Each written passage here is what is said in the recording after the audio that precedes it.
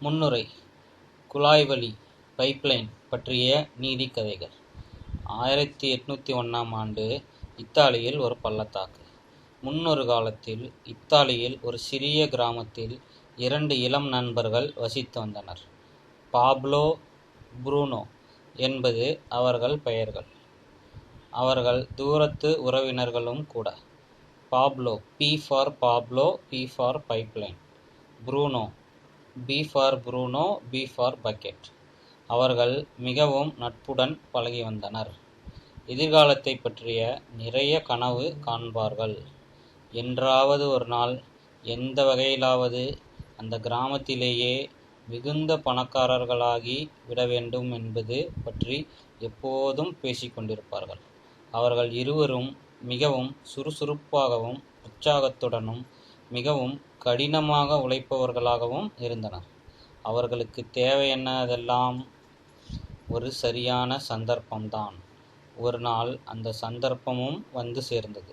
அந்த கிராமத்தைச் சேர்ந்த பெரியவர்கள் அருகில் ஓடிக்கொண்டிருக்கும் நதியிலிருந்து நகரத்தில் உள்ள நீர்த்தொட்டிக்கு நீரை கொண்டு சேர்ப்பதற்காக 2 பேர்களை வேலைக்கமர்த்த தீர்மானித்தனர்.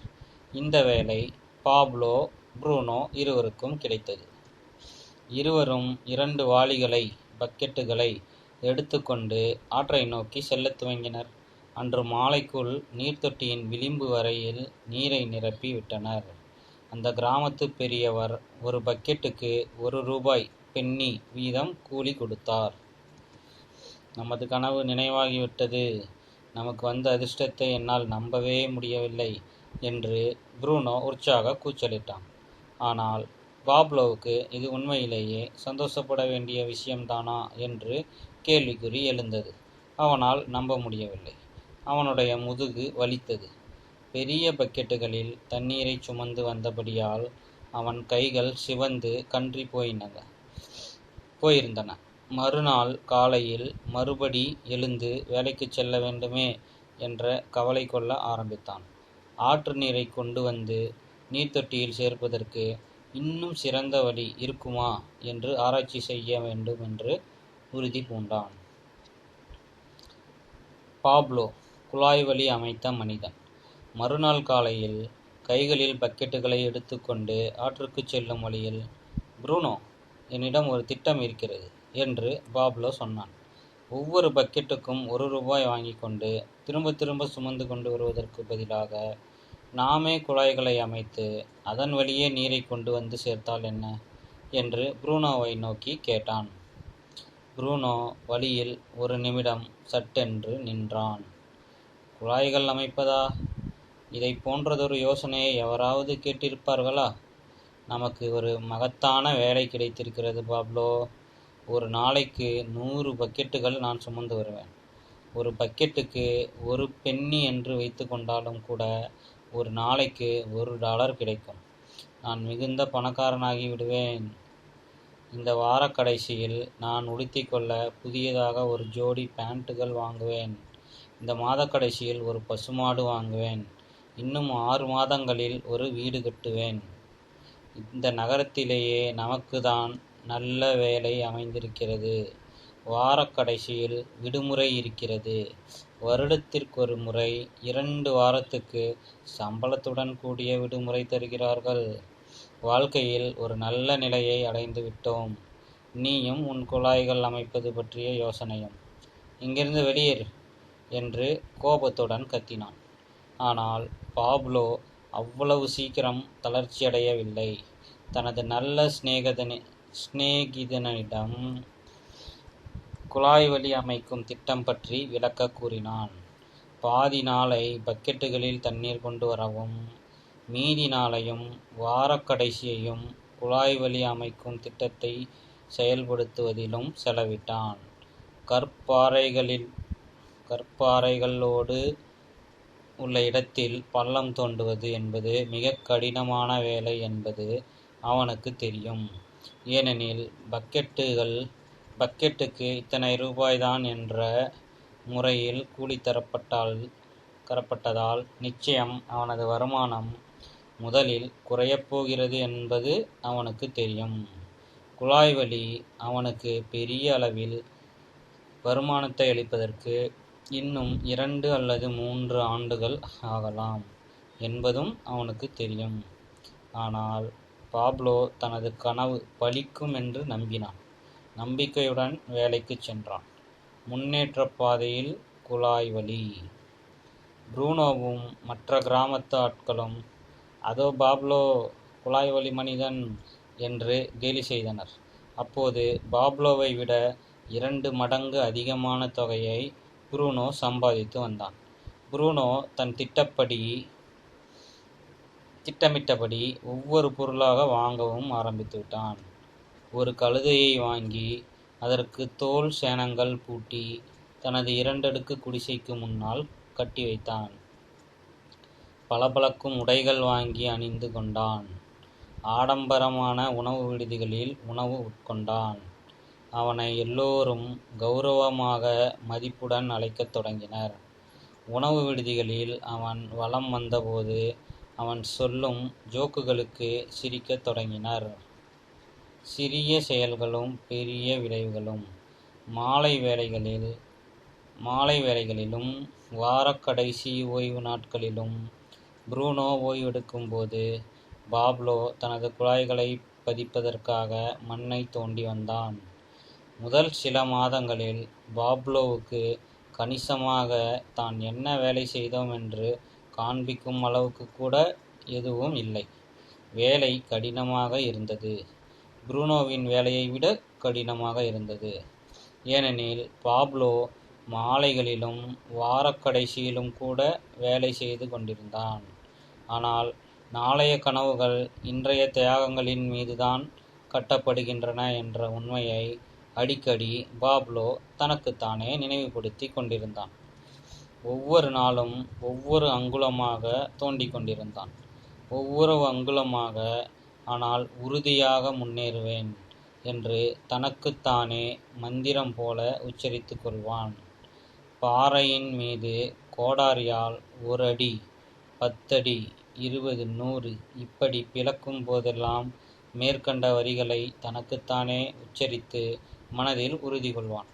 ஒரு நாள் வேலை முடிந்து அடுத்த நாள் வேலைக்கு செல்ல வேண்டுமே என்ற தயக்கத்துடன் நிற்கும்போது, குறுகிய காலத்தில் படும் வலி நீண்ட காலத்தில் லாபம் அடைய ஒரே வழி என்பதை தனக்குத்தானே நினைவுபடுத்திக் கொள்வான்.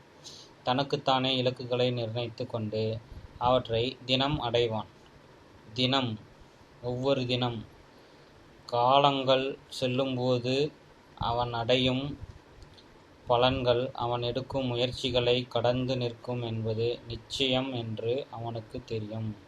வெற்றி என்னும் பரிசின் மீது கண்வை என்பதை அடிக்கடி சொல்லிக்கொண்டு கிராமத்து மக்களின் கேலிச் சிரிப்பொலிகை காதுகளில் கேட்டபடி இரவு வேளைகளில் உறங்கச் செல்வான். வெற்றி என்னும் பரிசின் மீது கண்வை. இதனை நினைவில் கொள்ள வேண்டும். முன்னேற்றப் பாதையில் குழாய் வழி. பரிசு. வெற்றி நெருங்குகிறது. நாட்கள் மாதங்களாயின. ஒரு நாள் குழாய்கள் அமைக்கும் வேலை பாதி அளவுக்கு முடிந்துவிட்டதை பாப்லோ உணர்ந்தான். இப்போது பாதி தூரம் மட்டுமே பக்கெட்டில் தண்ணீர் சுமந்து சென்றால் போதும். இப்போது பாப்லோவுக்கு கிடைக்கும் அதிகப்படியான நேரத்தை குழாய்கள் அமைப்பதில் பயன்படுத்தினான். வேலை நிறைவேறும் நாள் வெகு சீக்கிரமாக நெருங்கி வர ஆரம்பித்தது. பாப்லோ தனது ஓய்வு வேளைகளின் போது தனது பழைய நண்பன் ப்ரூனோ பக்கெட்டில் நீர் சுமந்து வருவதை பார்ப்பான். ப்ரூனோவின் தோள்கள் முன்பு எப்போதையும் விட இப்போது சரிந்து கிடப்பது தெரிந்தது. வலியினால் கூன் விழுந்திருந்தது. தினமும் தண்ணீர் எடுத்து வரும்போது அவனால் வேகம் குறைவாகத்தான் நடக்க முடிந்தது. அவன் கோபமும் வருத்தமும் பட ஆரம்பித்தான். பக்கெட்டில் நீர் சுமந்து வந்தே தனது வாழ்க்கை இப்படி பாழாகிவிட்டதே என்று வாழ்க்கையின் மீதி நாட்களுக்கு தினமும் துயரடைய வேண்டியிருக்குமோ என்று நினைத்தான். அவன் வேலை செய்யும் இடத்தை விட மதுச்சாலையில் நிறைய நேரத்தை செலவிட ஆரம்பித்தான். மதுச்சாலையை பார்த்து கொள்பவர் ப்ரூனோ வருவதை பார்த்தவுடன், அதோ பக்கெட் தூக்கி ப்ரூனோ வருகிறான் என்று முணுமுணுத்து கேலி செய்வார். அவர்கள் குடித்துவிட்டு இருக்கும்போது புரூனோ எப்படி கூன் விழுந்து நடப்பானோ அதே போல தள்ளாடி நடந்து கேலி செய்து சிரித்துக் கொள்வார்கள். புரூனோ இப்போதெல்லாம் சிரிப்பதே இல்லை. தனிமையிலும் சுற்றிலும் பாட்டில்கள் சூழ்ந்திருக்கும். அவற்றுக்கிடையே தனிமையில் ஒரு இருட்டு மூலையில் அமர்ந்திருக்க துவங்கினான். கடைசியாக பாப்லோவின் நாள் வந்தது. குழாய் வழி முழுவதுமாக அமைக்கப்பட்டு விட்டது. கிராமத்தில் இருந்த நீர்த்தொட்டி குழாய் வழியே நீர் வந்து சேரத் துவங்கியவுடன் அதனை பார்ப்பதற்காக கிராமத்தார்கள் அனைவரும் கூட்டமாக குழுமத் தொடங்கினர். இப்போது கிராமத்து மக்களுக்கு தங்கு தடையின்றி தொடர்ச்சியாக தூய்மையான நீர் கிடைக்க துவங்கிவிட்டது. சுற்று வட்டாரத்தில் இருக்கும் கிராமங்களிலிருந்தெல்லாம் இந்த கிராமத்திற்கு வந்து குடியேறத் துவங்கினர். அந்த கிராமமே செழிப்பாக வளரத் தொடங்கியது. பக்கெட் இல்லவே இல்லை. பைப்லைன் கண்டிப்பாக உண்டு. குழாய் வழி தயாரான உடனே இதற்கு மேலும் பாப்லோ பக்கெட்டில் தண்ணீர் கொண்டு வருவதற்கு அவசியமில்லாமல் போனது. அவன் வேலை செய்தாலும் செய்யாவிட்டாலும் நீர் தானாக வந்து சேர ஆரம்பித்தது. அவன் சாப்பிடும் பொழுதும் வந்து கொண்டிருந்தது. அவன் தூங்கும் போதும் வந்து கொண்டிருந்தது. அவன் வாரக்கடைசியில் விளையாடும் போதும் தண்ணீர் வந்து கொண்டிருந்தது. எவ்வளவு நீர் வந்து சேர்ந்ததோ அவ்வளவு பாப்லோவின் பணப்பைக்கு பணமும் வந்து சேரத் துவங்கியது. குழாய் வழி அமைத்த பாப்லோ என்ற பெயர் மாறி அதிசயங்கள் நிகழ்த்திய பாப்லோ என்று அழைக்க ஆரம்பித்தனர். அரசியல்வாதிகள் அவனுடைய தொலைநோக்கு பார்வையை கண்டு வியந்து அவனை மேயர் பதவிக்கு ஏற்றுக்கொள்ளும்படி கெஞ்சினர். ஆனால் பாப்லோவுக்கு தான் சாதித்தது ஒன்றும் அதிசயமல்ல என்று நன்றாக தெரியும். அவன் காணும் பெரிய பெரிய கனவுகளின் முதற்பகுதியே இப்போது நிறைவேறியிருக்கிறது. இந்த கிராமத்தை எல்லாம் கடந்து எல்லோரும் பயனடக்கூடிய அளவுக்கு திட்டங்கள் வைத்திருந்தான். இந்த உலகம் அனைத்தும் பயன்படக்கூடிய அளவு குழாய்கள் அமைக்க அவன் திட்டமிட்டிருந்தான். உலகம். நண்பனை உதவி கலைத்தல். குழாய் வழி அமைக்கப்பட்டவுடன் பக்கெட் மனிதன் புரூனோ வேலை இழந்து போனான். புரூனோ மதுபான கடைகளில் எல்லோரிடமும் மது அருந்த பணம் கேட்டுக்கொண்டு கெஞ்சிக் கொண்டிருந்தான். பாப்லோவுக்கு தனது பழைய நண்பனை பார்க்க வருத்தமாக இருந்தது. அதனால் புரூனோவும் தானும் சந்திக்க ஒரு ஏற்பாடு செய்தான். புரூனோ, உன்னிடம் ஒரு உதவி வேண்டி இங்கு வந்திருக்கிறேன் என்று பாப்லோ மெல்ல ஆரம்பித்தான். புரூனோ தனது சரிந்த தோள்களை நிமிர்த்தி தனது இருண்ட கண்களை ஒருமுகப்படுத்தி கொண்டு, என்னை பார்த்து கேலி செய்யாதே என்றான். ஒரு பெருமூச்சு விட்டான். நான் இங்கு உன்னை கேலி செய்வதற்காக வரவில்லை. உனக்கு ஒரு நல்ல பெரிய வியாபார வாய்ப்பை ஏற்படுத்தி தருவதற்காகத்தான் வந்திருக்கிறேன் என்று பாப்லோ சொன்னான். என்னுடைய முதலாவது குழாய் வழியை அமைப்பதற்கு 2 வருடங்கள் ஆகியிருக்கின்றன. ஆனால் இந்த 2 ஆண்டுகளில் நான் நிறைய கற்றுக்கொண்டிருக்கிறேன். எந்த விதமான கருவிகளை பயன்படுத்துவது, எங்கு தோண்டுவது, எப்படி குழாய்களை அவற்றில் வைத்து பொருத்துவது, இதுபோன்ற நிறைய கற்றுக்கொண்டு அவர்களை குறிப்பெடுத்தும் வைத்திருக்கிறேன். இந்த அனுபவங்கள் காரணமாக என்னால் இன்னொரு குழாய் வழியையும் அமைக்க முடியும். இப்படி என்னால் பல குழாய் வழிகளை அமைக்க முடியும். 1 வருடத்தில் என்னால் ஒரு குழாய் வழியை அமைக்க முடியும். ஆனால் அப்படி செய்வதனால் எனது நேரத்தை சிறப்பான முறையில் பயன்படுத்த முடியாது. அதனால் நான் என்ன செய்யப் போகிறேன் என்றால், உனக்கும் மற்றவர்களுக்கும் குழாய்களை எப்படி அமைக்க வேண்டும் என்பதை கற்றுக் கொடுக்கப் போகிறேன். நீங்கள் மற்றவர்களுக்கு கற்றுத்தர வேண்டும். அவர்கள் இன்னும் பலருக்கு கற்றுத்தர வேண்டும். ஒவ்வொரு கிராமத்திலும் குழாய்கள் அமைக்கப்பட வேண்டும். இந்த நாட்டில் எல்லா கிராமங்களிலும் குழாய்கள் அமைக்கப்பட வேண்டும். இந்த உலகம் முழுவதிலும் உள்ள அனைத்து கிராமங்களிலும் குழாய்கள் அமைக்கப்பட வேண்டும்.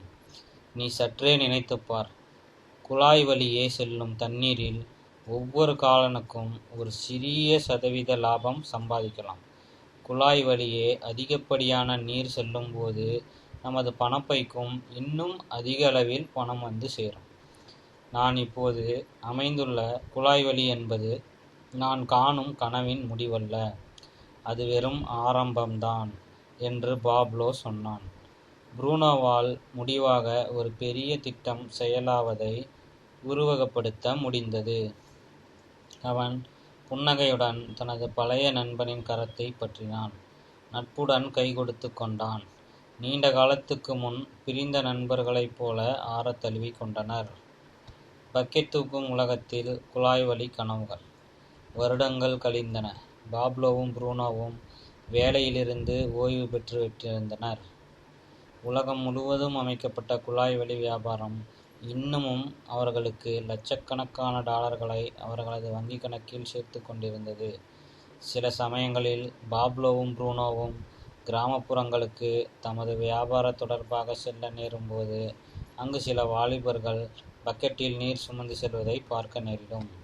சிறு வயதிலிருந்தே நண்பர்களாக இருக்கும் தமது புரூனோவும் பாப்லோவும் அவர்களை அழைத்து தமது கதையை கூறி குழாய் வழி அமைப்பதற்கு தாம் உதவுவதாக கூறுவார். சில பேர் உடனே துள்ளி எழுந்து அந்த நல்ல வாய்ப்பை பயன்படுத்தி கொண்டு குழாய் வழியை அமைக்க முன் வருவார்கள். ஆனால் துரதிர்ஷ்டவசமாக பெரும்பாலான பக்கெட் சுமப்பவர்கள் குழாய் வழி அமைக்கும் திட்டத்தையே ஒதுக்கிவிடுவார்கள். பாப்லோவும் புரூனோவும் இதே போன்ற சாக்கு போக்குகளை திரும்ப திரும்ப கேட்க நேர்ந்தது. எனக்கு நேரமில்லை, எனது நண்பன் ஒருவன் அவனது நண்பனுக்கு நண்பனும் இதேபோல குழாய் வழி அமைக்கும் திட்டத்தில் ஈடுபட்டு தோல்வியடைந்ததாக தெரிவித்தான். குழாய் வழி அமைக்கும் திட்டத்தில் மிக ஆரம்ப காலத்திலேயே ஈடுபட்டவர்கள் மட்டுமே சம்பாதிக்க முடியும். நான் இதுவரையில் எனது வாழ்க்கையில் பக்கெட்டை சுமந்து பழக்கப்பட்டு விட்டேன். இதையே எனது மொத்த வாழ்நாளும் செய்து விடுகிறேன். எனக்கு தெரிந்த சில பேர்கள் இந்த குழாய் வழி அமைக்கும் வியாபாரத்தில் ஈடுபட்டு நஷ்டம் அடைந்துவிட்டது போல தெரிகிறது. ஆனால் அதுபோல நான் நஷ்டமடைய விரும்பவில்லை. நிறைய பேர்களுக்கு எதிர்காலத்தை கணிக்கும் திறன் இல்லையே என்று பாப்லோவும் புரூனோவும் வருத்தப்பட்டனர். இருவரும் தாங்களும் ஒரு காலத்தில் பக்கெட் சுமக்கும் வேலையில் ஈடுபட்டதையும் அதிலிருந்து விடுபட்டதையும் நினைத்து கொள்வார்கள். அதே சமயத்தில் வெகு குறைந்த சதவீத அளவு எண்ணிக்கையில் உள்ள மக்கள் மட்டுமே குழாய் வழி அமைக்கும் கனவினை துணிச்சலுடனும் செயல்படுத்துகின்றனர் என்றும் உணர்ந்து கொண்டனர்.